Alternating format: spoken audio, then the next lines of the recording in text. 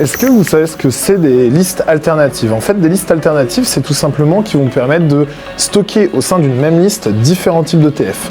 L'avantage de stocker différents types d'ETF, c'est de pouvoir en fait avoir une grande diversité et de pouvoir faire des pivots. Beaucoup vont choisir la stratégie la plus simple, c'est-à-dire d'investir sur un MSCI World, de le laisser vivre et sans pouvoir adapter sa stratégie en fonction des conjonctures économiques et des cycles économiques.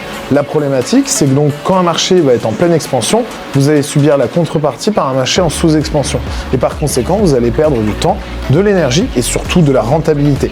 Donc au lieu de tout investir sur un MSCI World, prenez la composition du MSCI World, prenez des ETF issus de la même composition que réalise le MSCI World et après, vous investissez ça sur des ETF et vous faites une liste. Et quand vous avez des moments de croissance sur certains actifs, vous arbitrez et vous sortez l'argent de certains ETF pour le remettre dans d'autres ETF. Si tu as d'autres questions en finance, je t'invite à commenter finance en dessous de cette publication et je t'enverrai les 3 piliers de l'enrichissement en 2026.